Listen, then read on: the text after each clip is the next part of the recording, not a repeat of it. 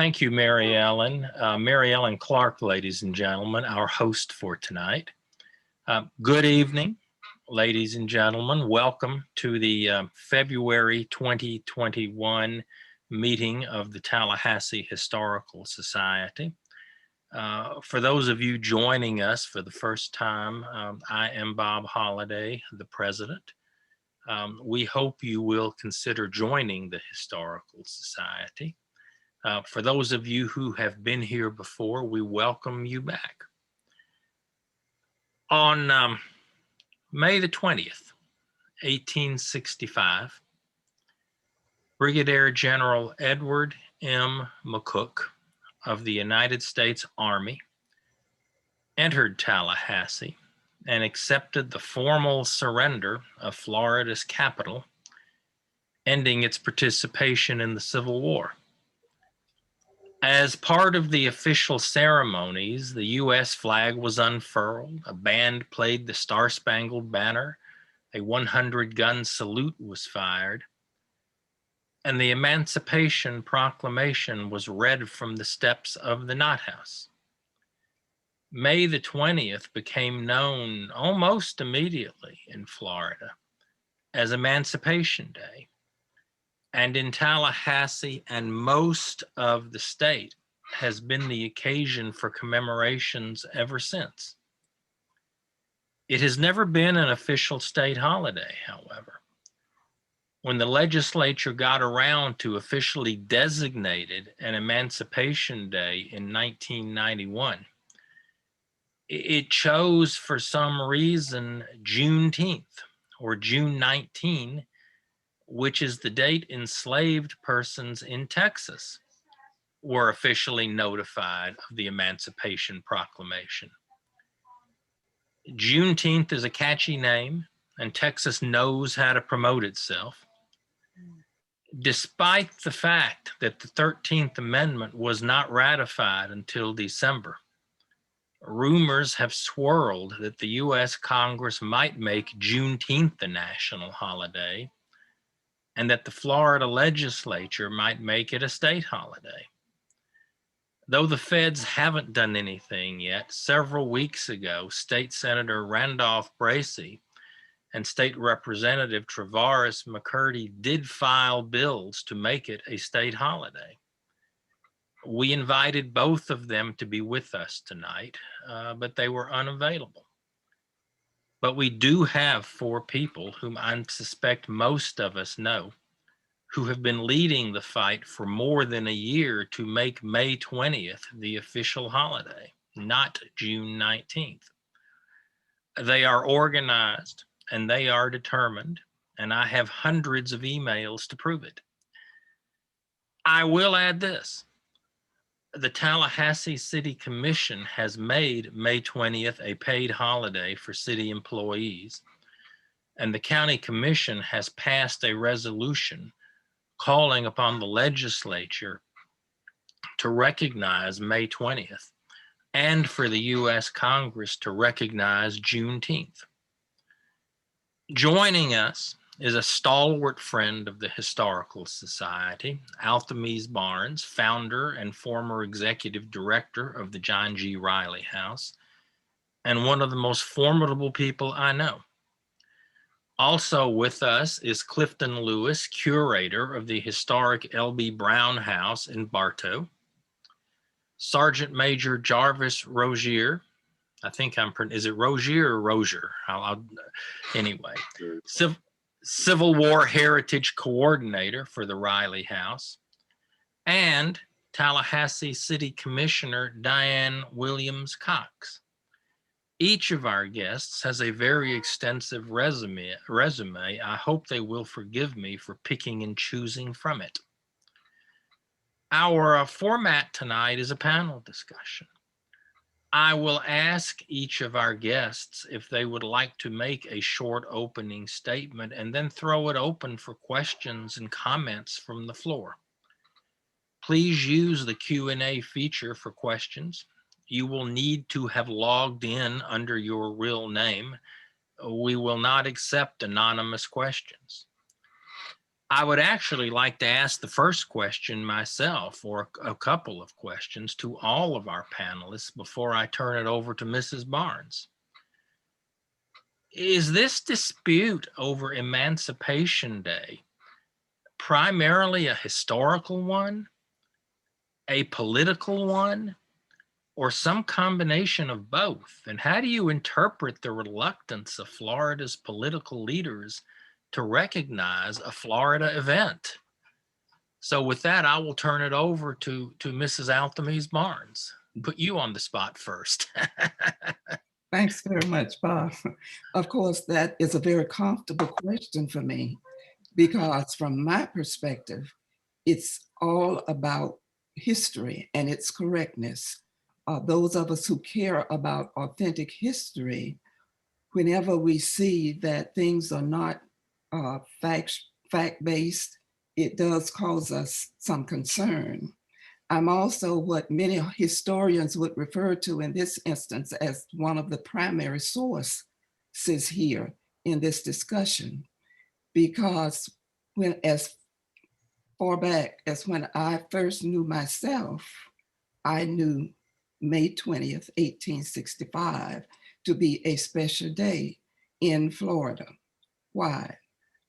I'm a sixth generation Floridian, born in Tallahassee, and starting school in a segregated school because that was the pattern practice at that time, the law.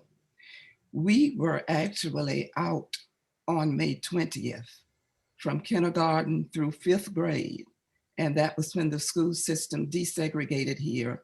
And for a few years, there was a choice that we could take off with our parents' permission, or some of us still by our parents' direction, those of us whose parents were very much into education, school education, would go to school, but be told to rush home after school because we are going back out home for the May 20th celebration.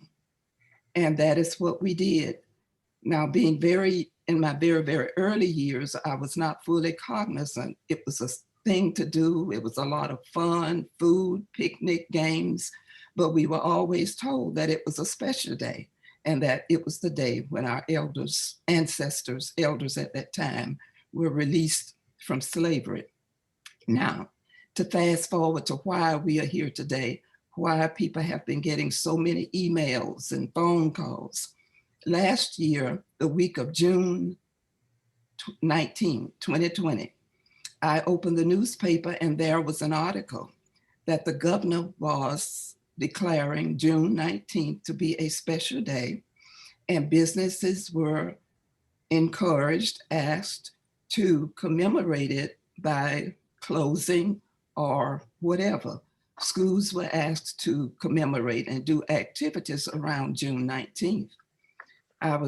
That concerned me a lot because though I had heard about Juneteenth, for us in the capital city, capital county, to be in the forefront of advertising a holiday unofficial.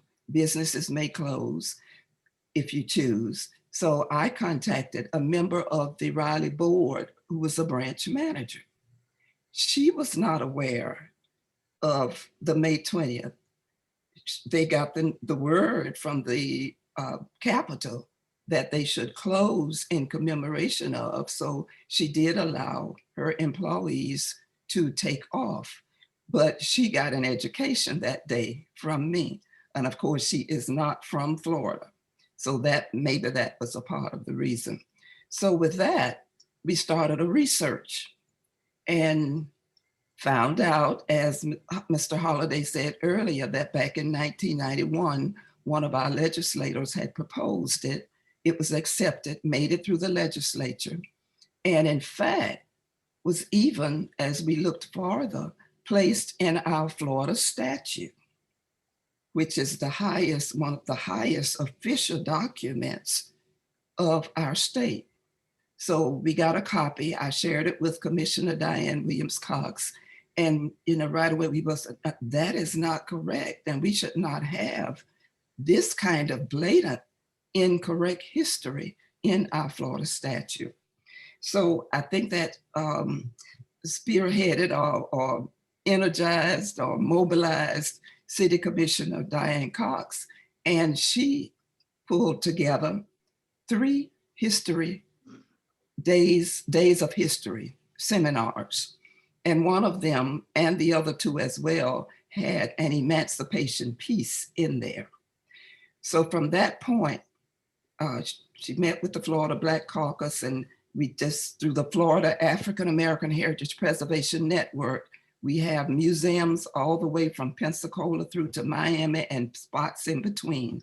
There are like 30 of us. So the campaign started, and from there it's history. But my history is that on May 20th, 1865 was when slaves in Florida were freed. And I would say one last thing. Some people have the discussion too about, well, if Abraham Lincoln could have saved the Union without freeing a slave, he wouldn't have freed anyone. So should we be celebrating that? I will say what Mr. Hunter Hill, our emancipation drummer, says. He says, I don't know what Mr. Lincoln had in mind, President Lincoln, how he felt, what he didn't feel. He said, but all I know and what my parents told me and grandparents is that on May 20th, whatever he did, they walked away from slavery. So that's the backdrop. And now it was a process, and that's become a part of the issue and the debate. And I'm finding that it's because many people don't really know the history. They will say Emancipation Proclamation, freedoms from slavery, Texas, whatever, plain. But the history as a process is not known. So we have the expert here tonight. I call on him all the time. We call on him for that authentic, as Jarvis says, history is definitive. You don't make it up. So I'm going to move to Clifton Lewis, Executive Director and founder of the L.B. Brown House in Bartow, Florida, and historian for the Florida African American Heritage Preservation Network. Clifton.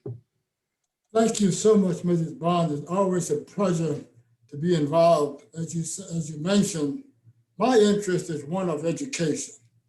It doesn't matter to me whether we celebrate Juneteenth or May 20th or January 1st, although I favor May 20th for Florida, obviously. The important thing is that the participant need to be exposed to the correct history. And if I may, I would just like to run through some dates, because we hear that Juneteenth, for example, is the oldest celebration of freedom from slavery. That's not quite correct. We also hear that on June 19th, the last slaves in Texas were freed. That's not quite correct. So what happened? As the Civil War entered its second year in April of 1862, Abraham Lincoln and Congress freed 3,000 slaves in the District of Columbia. That was the very first emancipation process. April 16, 1862, in the District of Columbia. The unique features of that particular emancipation event is, number one, the 3,000 slaves were freed via legislation passed by Congress, signed by the president. The second important point is that the slaveholders in the District of Columbia received approximately $1 million for those 3,000 slaves. The District of Columbia emancipation was the only area where the slaveholders received compensation. Compensated emancipation was one of the features that Lincoln wanted to use to free all of the slaves, but Congress wouldn't agree. That was in 1862. As we fast forward to September of 1862, Lincoln issued the preliminary Emancipation Proclamation, where he said if the slaveholders did not stop fighting and rejoin the Union, he would sign an order freeing the slaves on January the 1st, 1863. The night before, and this is pretty important. The night before that deadline, on New Year's Eve, December 31st, 1862, Frederick Douglass and others met in what might be called a prayer vigil at a church to pray in the hope that Lincoln would not change his mind. That church service, that watch service, if you will, survives today at a church service known as Watch Night. And so Watch Night is actually the oldest commemoration of freedom from slavery, having happened on December 31st, 1862. And then, of course, the next day, Lincoln did sign the Emancipation Proclamation, big event. The next big event happened in 1864. As the Civil War began to wind down a bit, momentum shifted toward the Union with all those nearly 200,000 fresh Union troops, United States colored troops. In 1864, 2 of the 4 border states, Missouri and Maryland, released their slaves via state legislation. They legislated the release of the slaves in both Missouri and Maryland. That was in 1864. Those 2 states were not subject to Lincoln's proclamation because they were not in rebellion. As we entered into 1865, January 1865, Congress approved the 13th Amendment to the Constitution. January of 1865, it reached Lincoln's desk in early February 1865, and he signed it, 13th Amendment, before sending it on to Illinois, I think was the first state to ratify the 13th Amendment. Lincoln then, of course, was assassinated in April after Lee had surrendered on April the 9th. And then, of course, we moved to May 20th, following Lincoln's assassination. And I believe Sergeant Jarvis will give us more detail about General McCook coming into Tallahassee on May 20th. But then following the May 20th Florida event, another Union general that was pointed out earlier by the name of Gordon Granger traveled into Galveston, Texas, and performed the same ritual that General McCook had done a month earlier here in Tallahassee. So the Florida and Texas were the last 2 Confederate states to release the slaves. Bear in mind that we still have 2 other border states hanging out there. Missouri and Maryland have now released theirs, but Delaware and Kentucky have not. So whereas Florida and Texas were the last 2 Confederate states, Delaware and Kentucky were in fact the last 2 states to release the slaves on December 6, 1865. Those were the last. So Watch Night is the oldest. Delaware and Kentucky are the last 2. That's a pretty good synopsis of the overall picture. Thank you. Jarvis, next. Oh, okay. All right. Again, it's good to be on board here again with this prestigious panel talking about something that's very passionate to me. And it's always rough for me to follow behind my comrade and mentor, Clifton Lewis. He doesn't leave me much to talk about. But we're talking about emancipation, and the subject of emancipation is and should be a very passionate subject. We know that we celebrate it, but we also need to know the very meaning. And, Martin Luther King talked about it. It's I Have a Dream speech. And when he said 50 years ago, great American whose shadow we stand in, signed the Emancipation Proclamation. He said this momentous decree came as a beacon light of hope for millions of Negro slaves who were seared with the withering flames of injustice. He said it came as a joyous daybreak to end a long night of their captivity. And with all that's going on now, this means a lot more, and we need to look at it as we in more than just a celebration. I applaud the city of Tallahassee and Leon County, and I think Lakeland came on board also. We're working on the state, and as we said, we're working on the nation to recognize emancipation. But passionate, it should be said, because we celebrated that it happened. We celebrate that it happened. But more, we should celebrate why it happened. and when it was happening and what it meant to those when it was happening. If we can't get a passionate feel for that, it would mean a lot more. And I think a lot of us would be more compassionate and more thoughtful of the word emancipation, what it is, because emancipation didn't come. Slavery didn't end, like I like to say, it didn't end by natural death. No, it died. It died by the sacrifice of many. Abolitionists, the Civil War, of course, abolitionists such as H.H. Garnett, Mary Shad Curry, Abraham Lincoln, John Brown, Harriet Tubman, and many others. But like I said before, history is not objective, it's definitive. We can't pick and revise history as we want to. It's sad that when we're talking about it, we're working on with the Florida African American Heritage Preservation Network and the Riley House, and many on the panel here, to get the state of Florida to recognize that. It's kind of sad that we have elected officials we send to represent us and be, I don't know what's a better word, ignorant to the fact that we're about to place our history because of a catchphrase. You know, Juneteenth meant it was something great to the state of Texas and the state of Texas only, because on June 19th, when, like Clifton said, when General Granger rode into Galveston, Texas and read the General Order Number 3, it freed the slaves in Texas. But like he said before, there were still slaves in Delaware and Kentucky that were still being held, over 1 million slaves. So the emancipation was meant a lot. It meant a great deal, and not just the word that we celebrated, but the meaning of it, the compassion of it. And I think when we all adhere to the facts and not the catchphrases, we'll understand more about emancipation and what it means. It meant a great deal to Tallahassee back in May 20th, 1865, when General Cook came into Tallahassee with 300 of his cavalrymen and went to the Hager House, now the Knott House, and read the Emancipation Proclamation. Came in on May 10th, and kept his forces outside because they didn't want to stir up anything more in the city of Tallahassee, being the Confederates surrendering. And then he made it to the Knott House on May 20th and read the Emancipation Proclamation, freeing the slaves in the state of Florida. That was Emancipation Day for the state of Florida. That is the day that we should be recognized, and that is the day that we're working to recognize, and I applaud those that have already done so. So we need to be compassionate about that. I think when compassion sets in, you get a more understanding, more desire to make things, true facts happen, and the true facts of when the enslaved people in Tallahassee and Leon County in Florida were freed.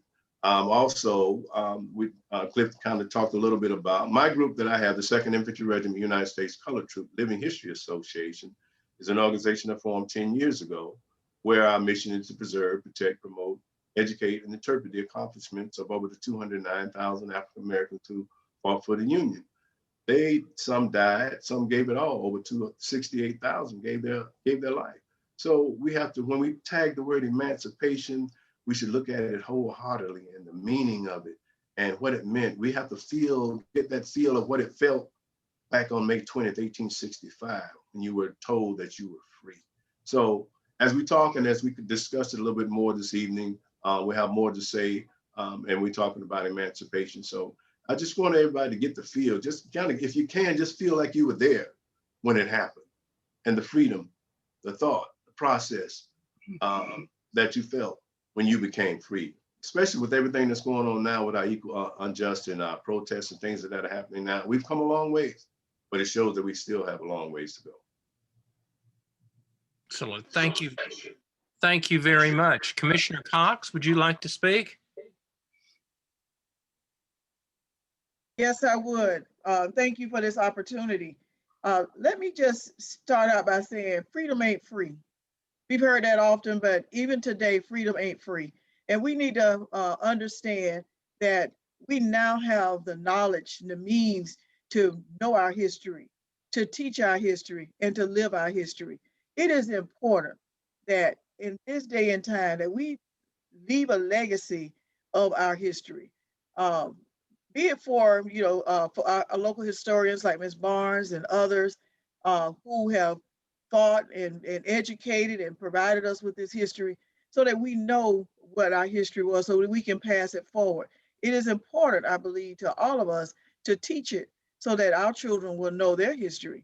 What we've done here in the city of Tallahassee, I want to applaud my colleagues here in the city of Tallahassee for agreeing with me to support May 20th as our Emancipation Day as a paid holiday for city employees. And we want to thank our county, Leon County, for doing the same thing. We're hoping that others in the state will follow the lead of the capital city and the capital county. Kudos to those cities and locales who have done so and are doing so. I had a conversation this afternoon with someone from the Lakeland area who had a very had a pushback on a commissioner who was supporting this. I appeal to the League of Cities, Florida Black Caucus, local elected officials. I appeal to them to support us in this effort to make sure that it was known that Emancipation Day for Florida is May 20th. And they agreed, they voted and agreed to support that. And they went back to their individual cities and they're doing just that. They're issuing resolutions throughout the state of Florida. It is important, it is very important that we get our history right. You can celebrate whatever you want to celebrate. I have no issue with you celebrating whatever you want to celebrate. But when it comes to the accurate reflection of history, it needs to be documented in our Florida statutes where people go to research and people go to learn and create important documents. It needs to be correct. And currently, it is incorrect. It is grossly incorrect. And as Ms. Barnes mentioned, we went to the Florida Legislative Black Caucus last year to appeal to them to make this right, It did not happen last year. So we began to do a lecture series, local living living legacy series to teach our history, to talk about what happened here in Tallahassee. And it was just eye-opening to me that back during those days, we had 9,000 slaves in the city of Tallahassee and 2,000 residents. Interesting that there were 9,000 slaves in Tallahassee and 2,000 residents. And to ignore the May 20th fact that there were 9,000, at least 9,000 slaves freed by the reading of that Emancipation Proclamation here in the city of Tallahassee. It's just, I just can't wrap my mind around it. And I am, I don't want to call names, but I am just concerned that Blacks are not catching on to this. And I would expect to have opposition from those who don't look like me. But for those who look like me, I would expect that you will grab this history and you will do what you need to do to make sure that we correct it.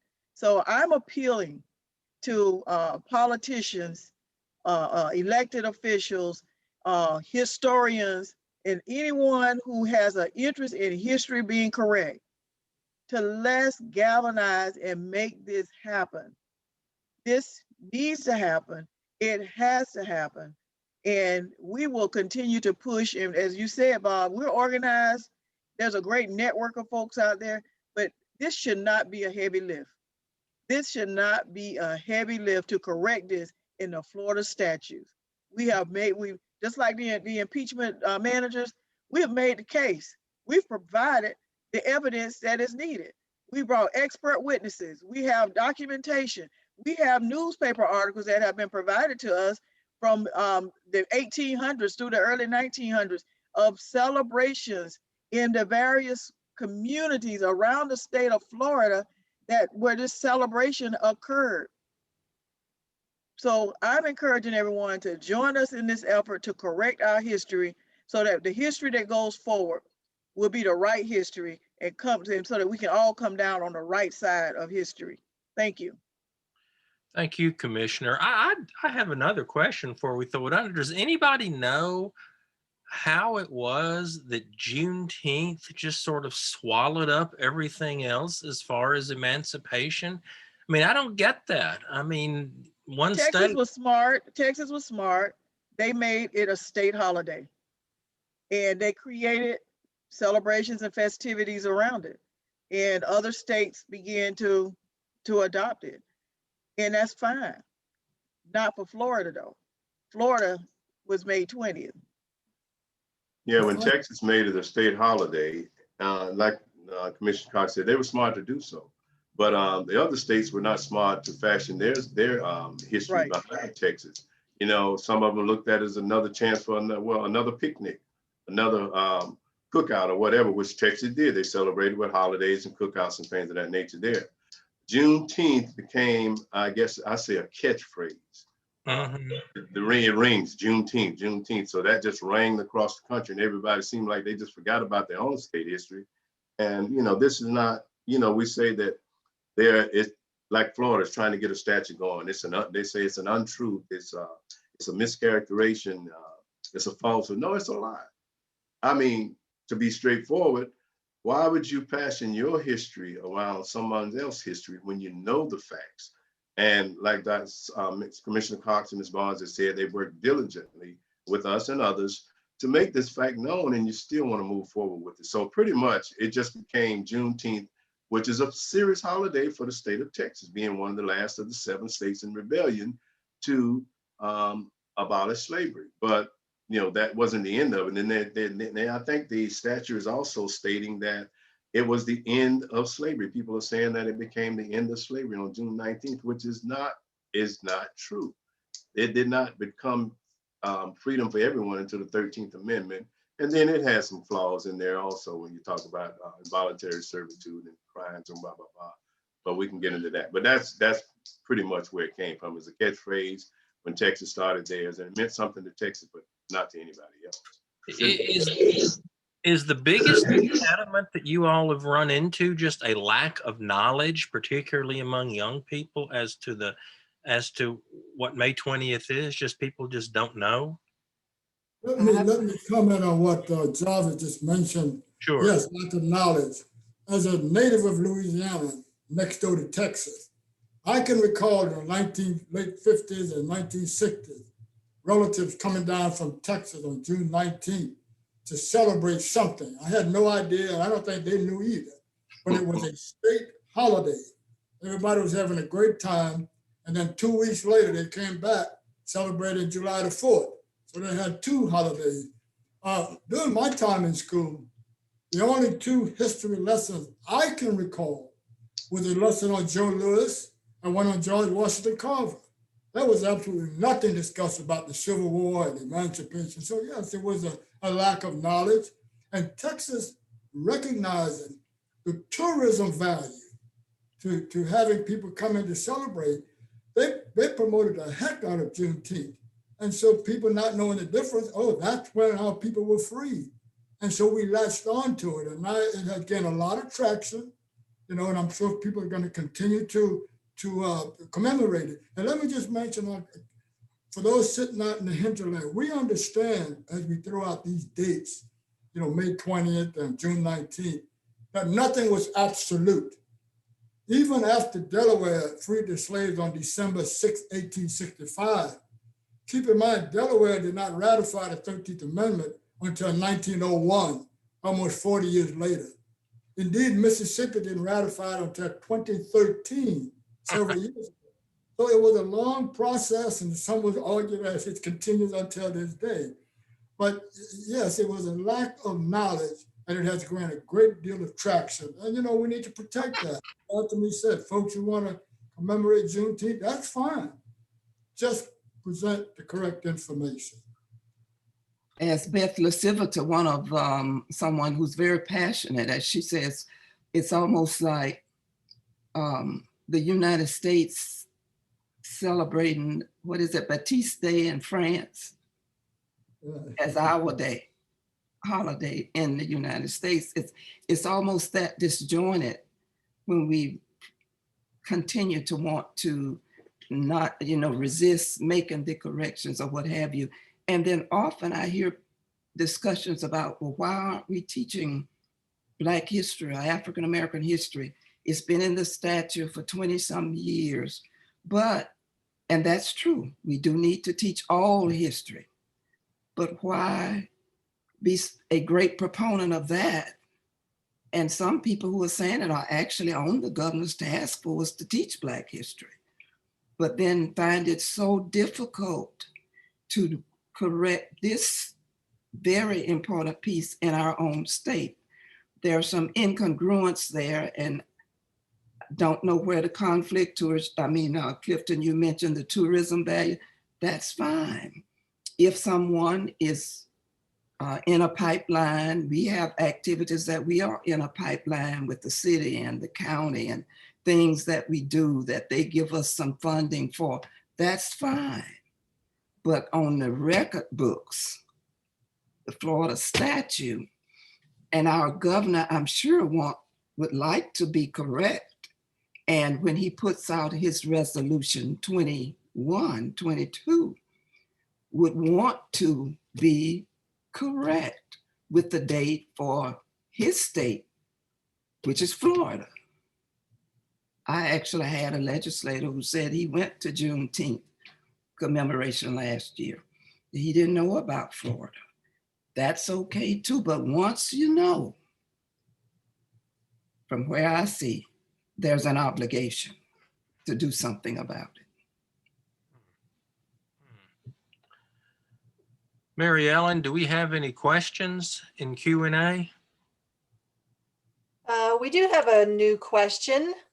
It's from Ms. Jacqueline Brown, and she asks, so there were many years in some instances between the signing of the Emancipation Proclamation and the actual ratification of the 13th Amendment. So I think she's making a statement. And Commissioner Cox Yeah, has answered two We'll make a questions. comment relative Yeah. to that. I'll make a comment relative to what you just about Jackie Brown, Sure. because it touches upon the misunderstanding about what is called a 2-year delay. For those persons out there who may be inclined to read or study the Emancipation Proclamation, please do so. But keep in mind there was a Civil War going on. So all of those nuances in that document were driven by the Civil War. It would be sort of like trying to understand the year 2020 and forgetting that there was a virus. You cannot understand the Emancipation Proclamation. And so the point of it is when folks question why there was a 2-year delay from the proclamation signing January 1st, 1863, and enforcement beginning 1865, there was no delay or lack of communication. There were 2 separate countries. The folks in the Confederacy did not care what Abraham Lincoln proclaimed. And so the slaveholders simply ignored Lincoln Proclamation. It wasn't lack of knowledge. It was just they ignored the proclamation. It wasn't until Union troops were available in 1865 to begin enforcing the proclamation. That's why you had the 2-year delay, because the plantation owners ignored it. You know, you hear the phrase, if you don't learn your history, you'll repeat it. We're kind of seeing that now. When Abraham Lincoln won re-election, like Clifton just said, people said it was a fraud. They didn't believe it. It didn't mean anything to the Southerners, you know, so now we have we're seeing that again today. When Abraham Lincoln became president again, people said that Abraham Lincoln was a racist. And like Mr. Hill said, Ms. Barnes said, whatever he was, he signed the Emancipation Proclamation. Did he sign it because of politics, or did he sign it when the winds were good for him to do so? But we got to look at it. Abraham Lincoln didn't care much for slavery, more than anything. And for the first 2 years of the Civil War, he kept telling everyone and saying that the war was not about freeing slaves. It was about protecting the Union. And he did that until, you know, his generals and many abolitionists kind of told him, look here, the Southern Confederacy are using slaves to vent their soldiers in the field, the Confederate soldiers in the field. So, you know, you need to work on that. So he kind of looked toward making it happen. And when he did make it happen, you know, we got to remember that when it happened, the effects that it had, the emancipation. Though the 4 border states that did not secede were Maryland, Missouri, Kentucky, and Delaware. Now, Maryland, you know, was significant. Abraham Lincoln was a politician. He knew that if he had started the war about slavery, a lot of the states would not have stayed with the Union. So he did not have the Emancipation Proclamation affect Delaware and Kentucky.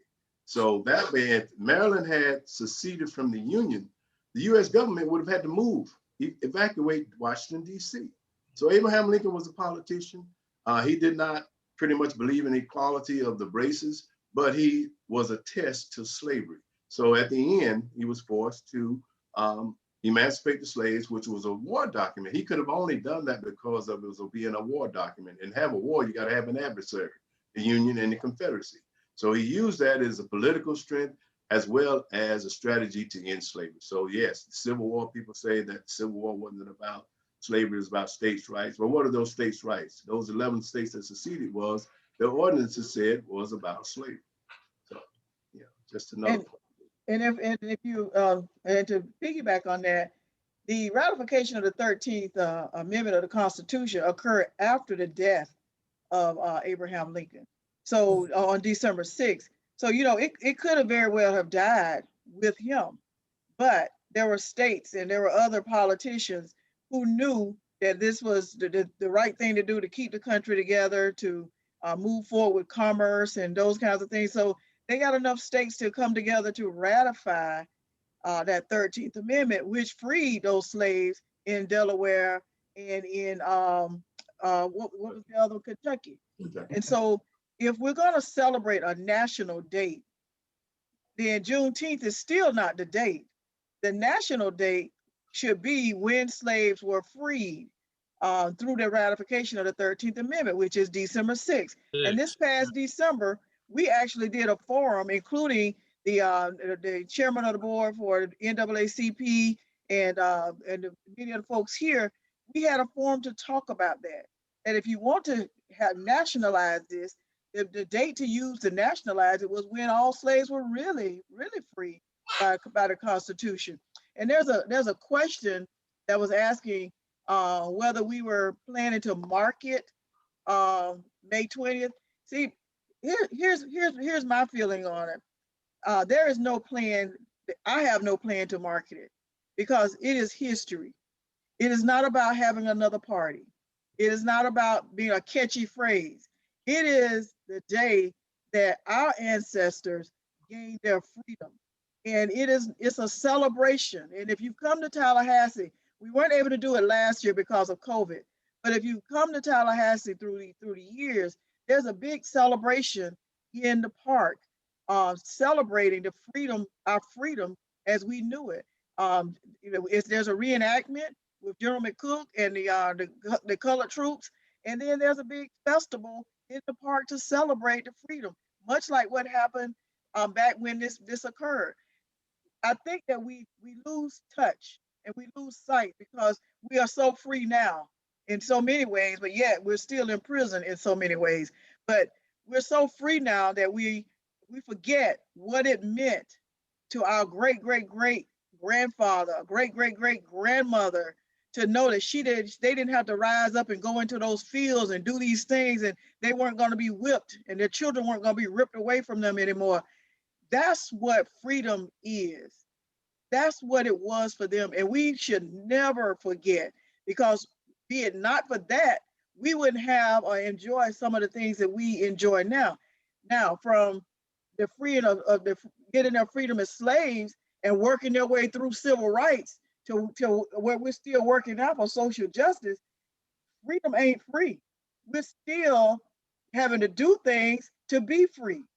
And so you can party all you want, you can protest all you want, but at some point in time, you've got to set policy, which is what we do with the city of Tallahassee. You've got to set policy, and you've got to get the facts correct in statutes, in our law.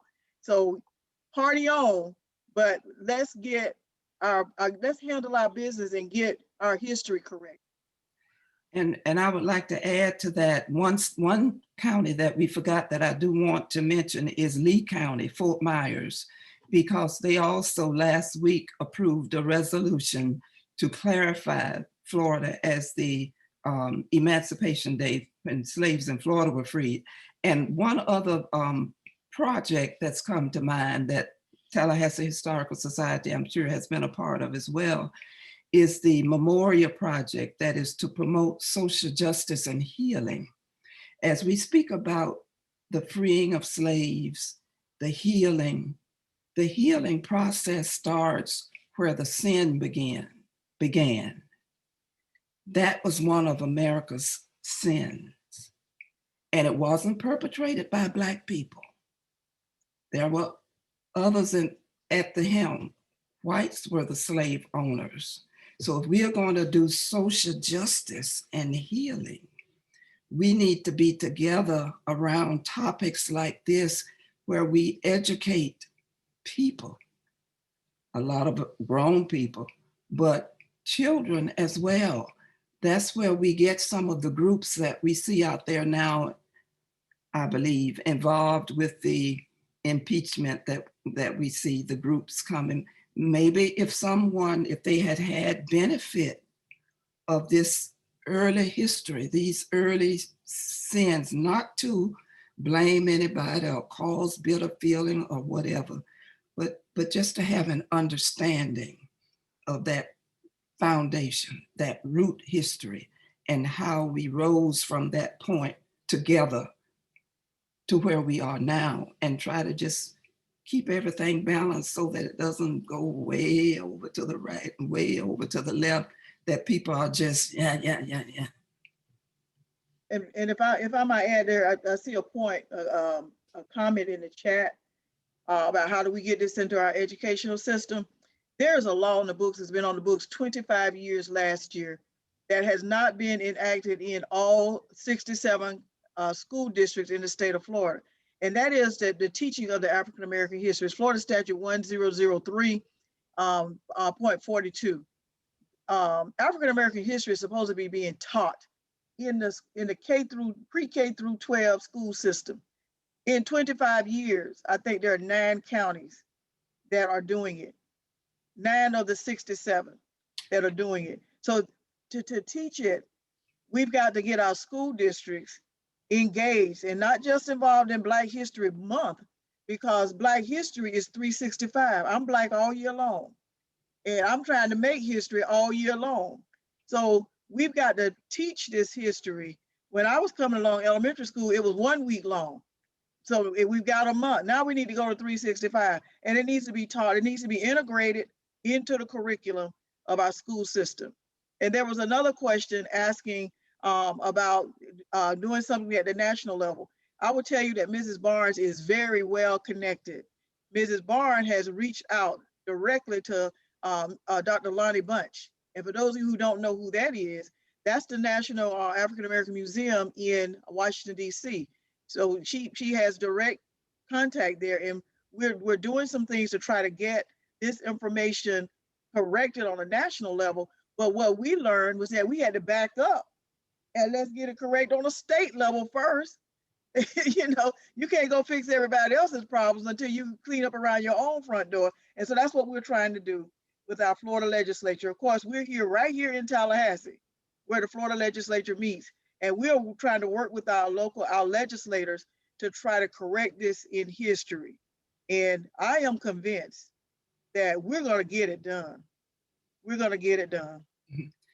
I'd like to make the point that education on this should not just stop at K through 12. As you all know, one of my missions the last few years has been trying to informally lobby the legislature to have a history requirement in the colleges and universities. There is at present no statewide requirement to take a history course in Florida colleges and universities. Individual, FAMU does it right. They require 6 hours. FSU requires 3, but there are others who do not. And that's something I've been fighting for several years now, still fighting it. What was the first, I'd like to ask, was Tallahassee the first city to actually celebrate May 20th as an event, or was it actually started elsewhere in the States? Does anybody know that? Okay, well, my understanding of it is that, and history, And I want to shout out to Mary May, who did a chronology, a guide to this whole process with news clips and everything, and to Claude Kennison, Kennison. he's here tonight. He's Yes, listening. who traced all these news articles from across the state of Florida showing that it was commemorated. But what happened when General Ed McCook came to Tallahassee, because it was the capital, was read, and then everybody, slave owners, slaves, were there for the reading. Freedom. They left and went to a place called Bull Pond, B-U-L-L back then. Today it's Lake Ella. And that was the first celebration of sorts. Then we look, celebration. Then we go back to the news clips and we see for the next, about the next 10 years, people came from as far east as Jacksonville, some from Mariana and those areas into Tallahassee for celebrations. And then we have, as Claude has shown us, that other communities were celebrating as well. And it's sort of a natural that the point where it began, for a little while, people were coming.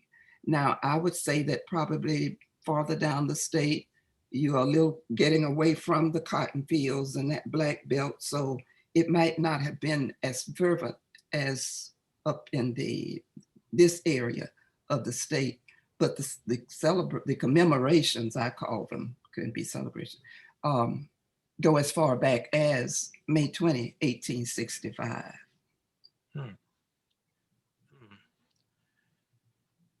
Mary Ellen, does anybody have anything for us? At present, all questions have been answered. And I would just like to piggyback on what everybody's saying, but especially with City Commissioner Diane Cox. We really need people in the counties when it comes to the teaching of African-American history. Now in Leon County, we are a exemplary county. It's what they call you once you meet the standards and the requirements. And so Leon County is exemplary. And we've worked, of course, closely with them to make that happen. And we're happy to do so. And we continue to do that. But it's incumbent upon people in the school districts, from superintendents, administrators, on down the line, to make sure that the history is taught, much like the Holocaust.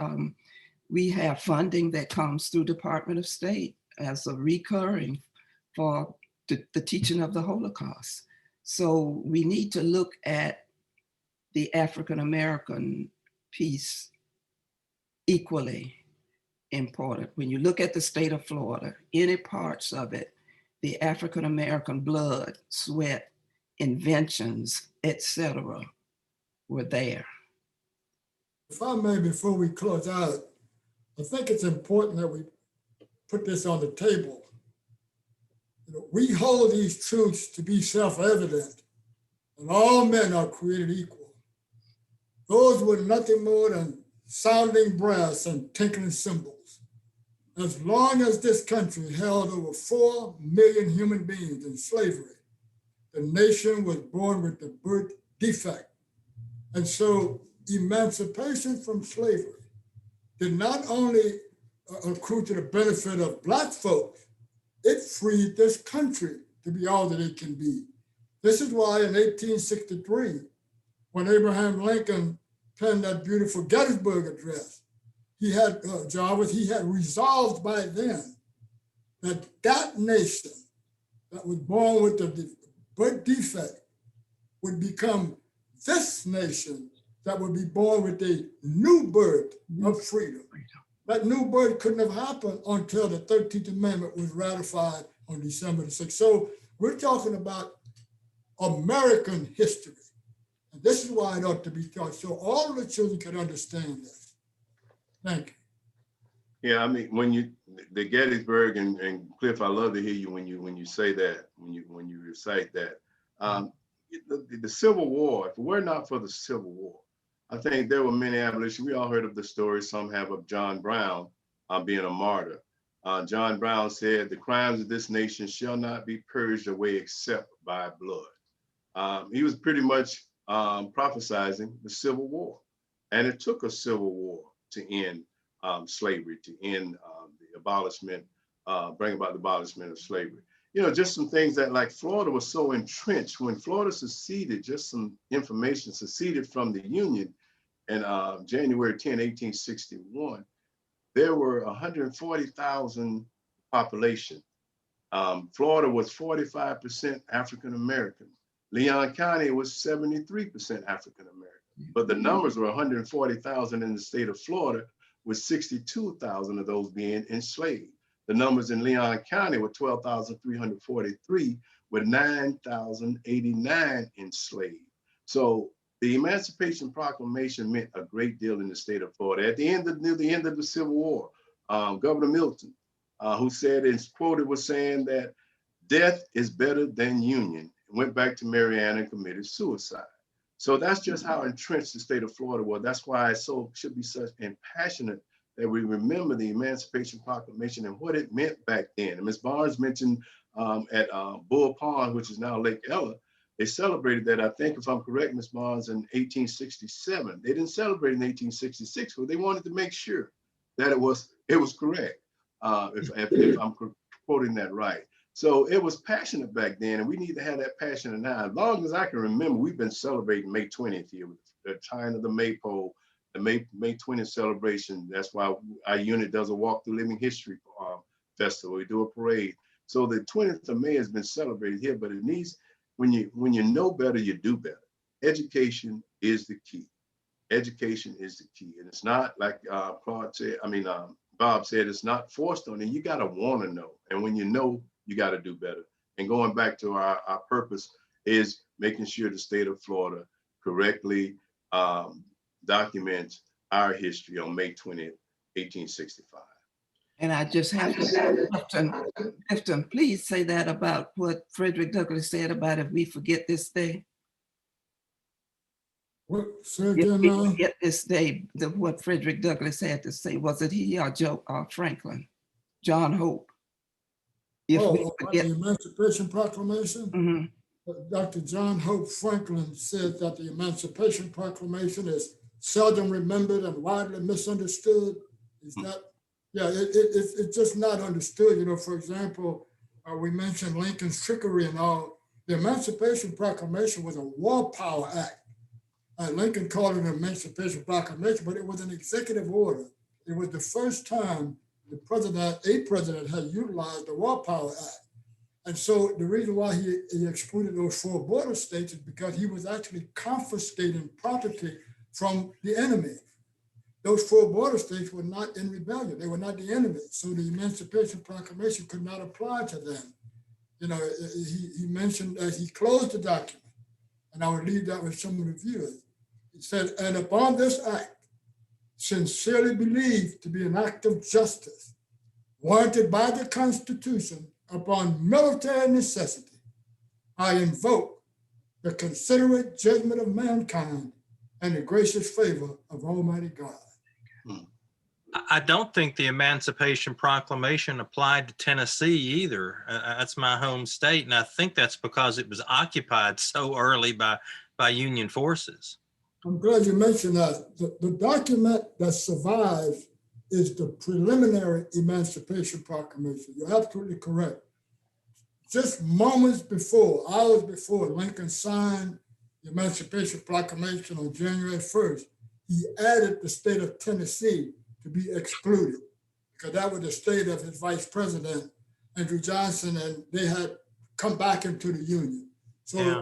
In effect, if you read the congressional records, in the end, there were 5 states that were actually excluded from the proclamation. Tennessee was one of them, you're right.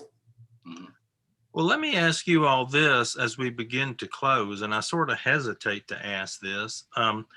In a period as divisive as we are in now, and many people are saying that the country is more divided than it has been since the Civil War, how do we, and I hate to use the word promote, I mean, it's the only word I can think of at the time, how can we promote the importance of emancipation and Emancipation Day in an overall unifying factor. I mean, I think that if we talk about slavery, then we almost have to sort of point an accusing finger at those who were the slave owners. And so how do we turn this into a large tent unifying situation? If I had to do that, what comes to mind for me is, first, there has to be a sense of forgiveness. The slave had to forgive, because remember, we believe in God. We had to forgive the slave owner for what they did, what they did to us. And then we had to also understand coming together as equals. Now, that of course still has not happened, but we strive for it, we fight for it, and we legislate for it even today, that we got to come together. We are the United States. And in order for us to live, thrive, and do well here, we have got to live united. We have to. But that doesn't mean that you forget your heritage. That does not mean you forget your history. It does not mean you forget your legacy. But we have to be the melting pot that we say we are in these United States.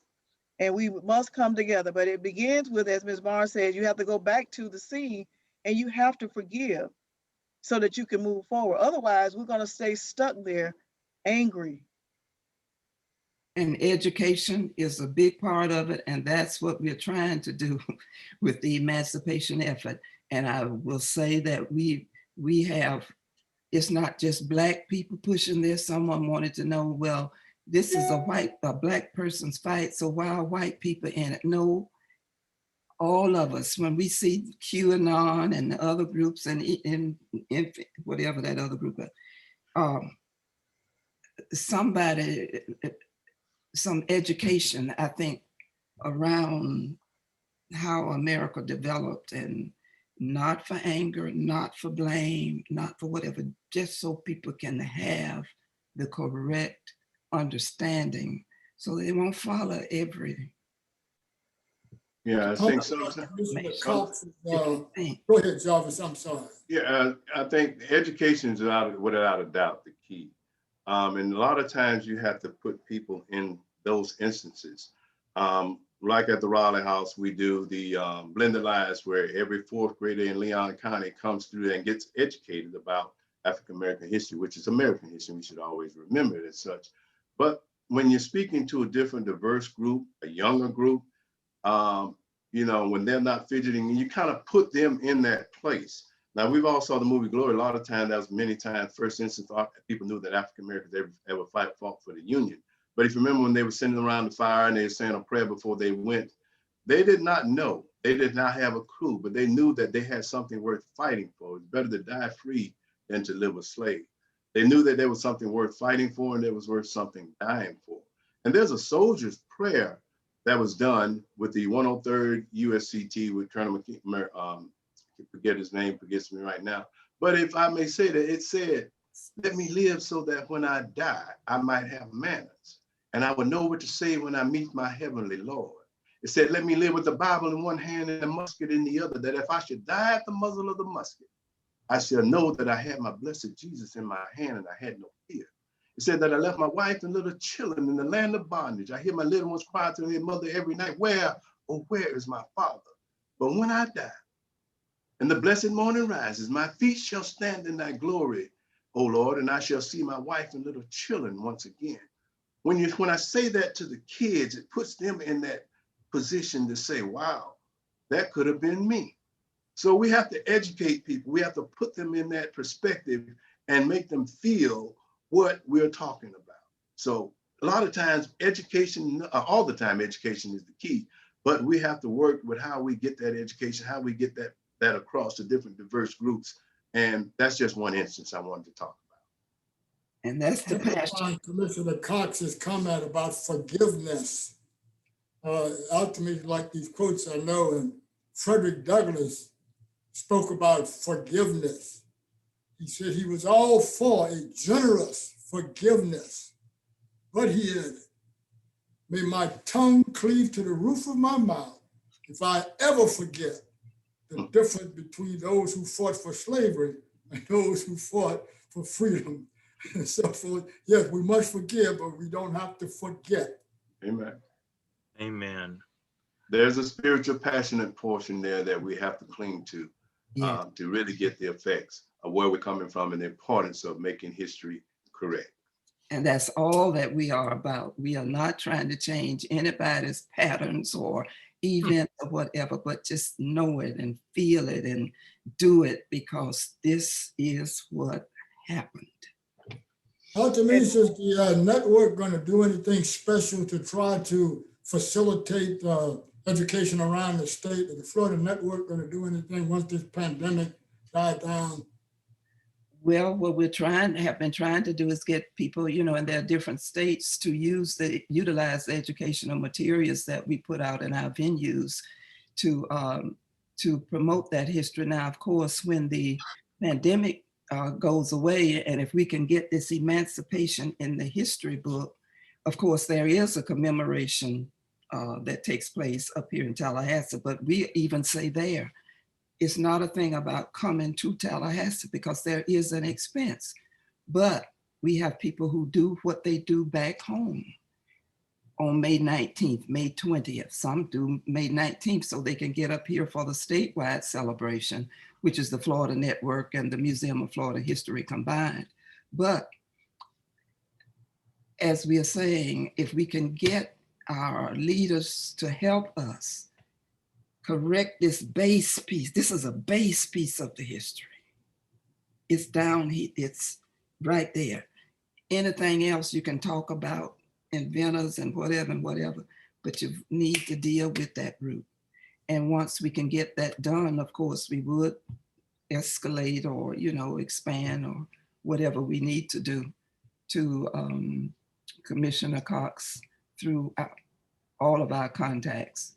Look at the teaching of African-American history across the state and see if we can't get more counties declared exemplary in that regard. Suppose there's a district, a church or a group in the South or who want to do a Zoom similar to this.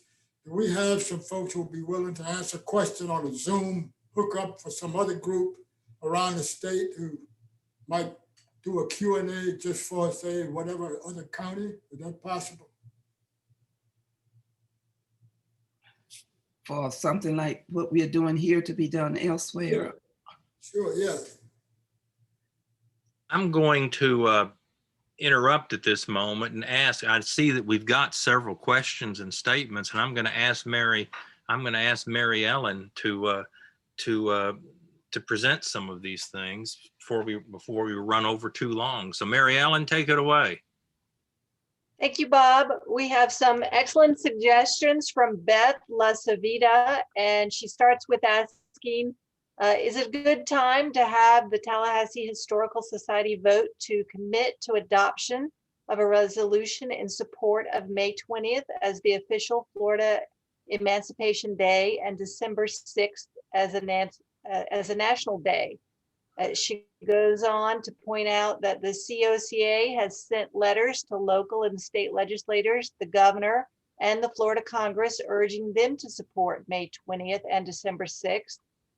We should consider letters to the Florida legislature and the US Congress, and that the Tallahassee Historical Society should ask the Florida Historical Society to join it in support of May 20th as the Florida Emancipation Day.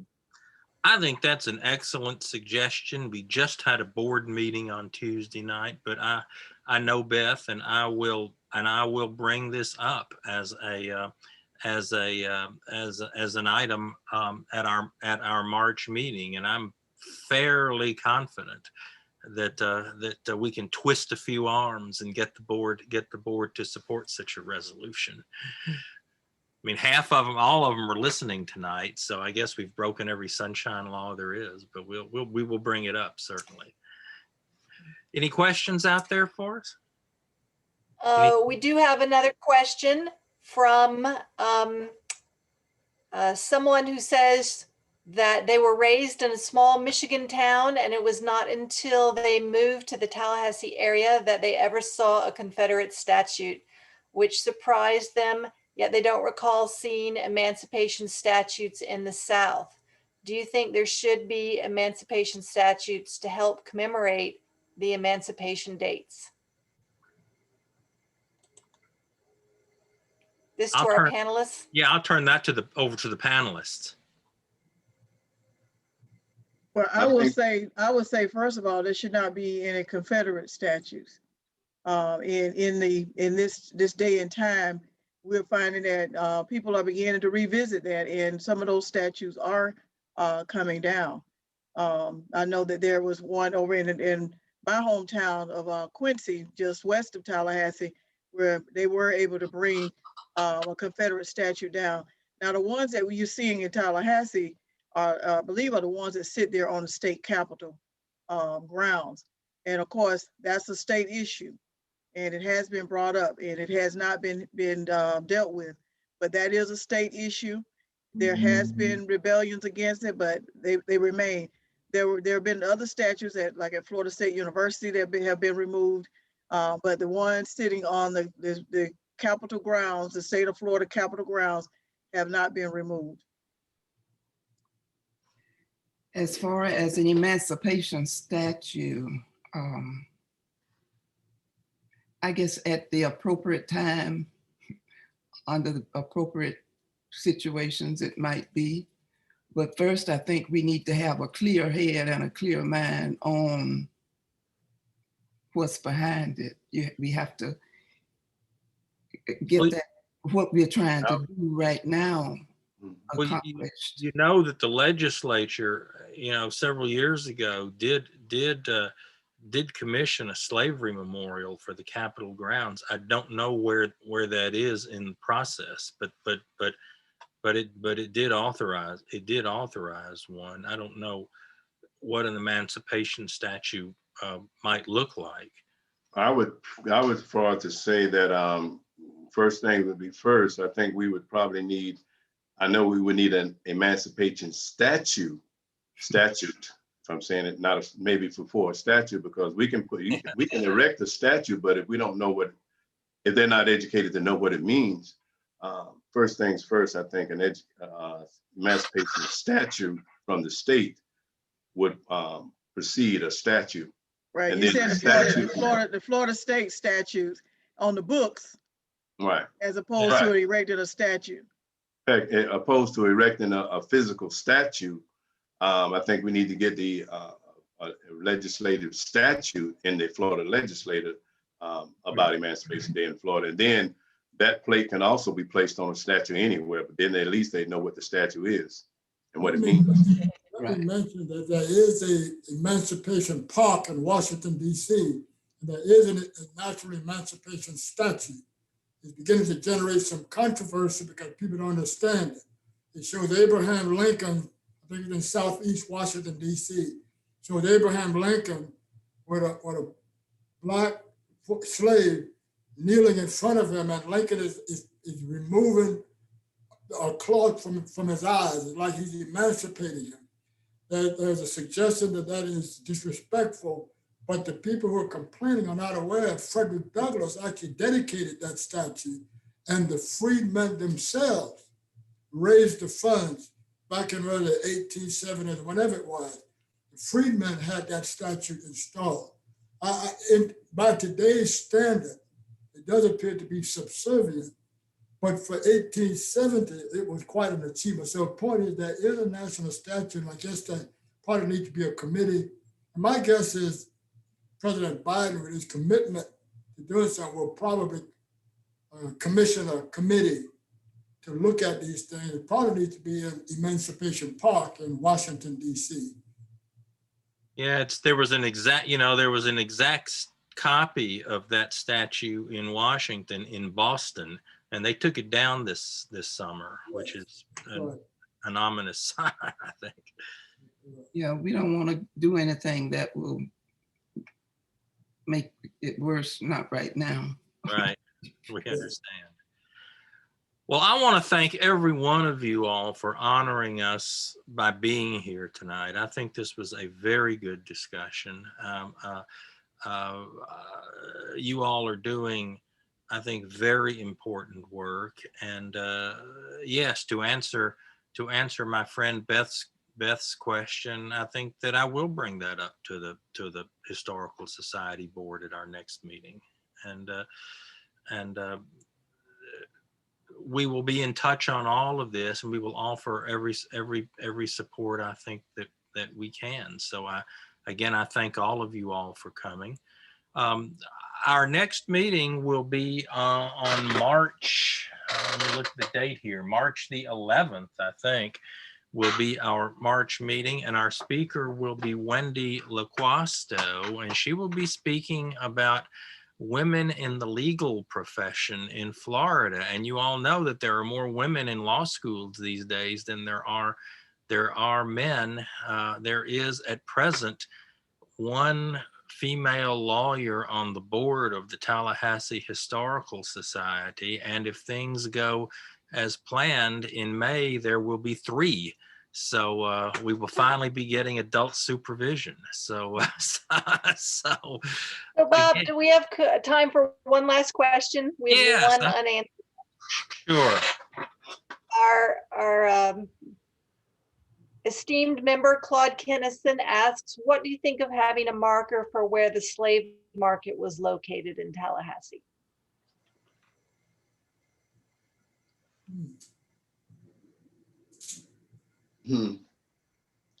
That's a good one there. Again, I would just say that we need to identify the history and let everyone know what the history is, and that would probably be good for some and not good for others.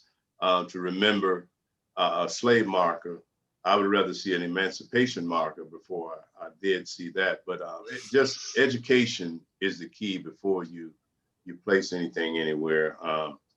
That would have its place. I don't know myself. I would look at an emancipation marker, one of the both. I don't know. It kind of, I guess everyone will look at it a little different. Yeah, foremost is the education piece, and so that people can independently decide or live and decide which principles, what behaviors will come forth from them because of what they know. I guess statutes and all are okay in that place, but I'm more on the educating than needing to see it on a marker. And I tend to agree because I've had the opportunity to visit Charleston and to see the block where my ancestors may have been sold from is a chilling, rippling effect I will never forget. And I don't want that kind of stain to commemorate here in Tallahassee. If I were to be asked in the city of Tallahassee, I would not want, right now, I do not know where the slave market was. And I do not want to know where it was because I don't want to have that chilling effect that I had seeing the block in Charleston where my ancestors were sold. Yeah, I had a chance to see that last year, Commissioner Cox, and it is a chilling thought to look at it and see that's where your ancestors were sold. But and I think there's one in Montgomery, the hanging. Yeah. Yeah, so that's just, it brings back some memories you may not want to think about. I know it's commemorating, but I myself personally wouldn't want to see it. Dr. Naeem Akbar had a statement that he would say with the lynching marker. He was saying there's the crucifixion, and then there's the resurrection. And with the lynching marker project, where there was the speaking of putting the marker up that would show these 4 Blacks who were taken out of jail and lynched, but then where we come from, but it was supposed to be conciliatory and justice and healing, but then the resurrection part is, yeah, people went through these atrocities and oppressive things, but we want to lift up how they burst forth out of that and went on despite all of those difficult times to do things that lifted all races up that were around them. They had fortitude and a constitution to move forward out of it. And so that's that resurrection part that some of us prefer to Sure. that before we deal with the crucifixion and who was lynched and who was hung and who was. So anyway, education, I think. Anything else, Mary Ellen, before we adjourn for the night? You're muted, can't hear you. Sorry. Two last comments. One says, put the question on the ballot. And Beth says that something that is a physically symbolic representing May 20th as Florida's Emancipation Day on the Florida Capitol Complex would be great. All right. All right. Well, thank everybody very much. This has been very, very educational and very informative, and we will follow this and we will help in every way that we can. Thank you all very much and have a good rest of the evening. Thank you, Mary Ellen, for doing such a professional job for us tonight. Bye. Thank Bye, you everyone. all. Thank you all.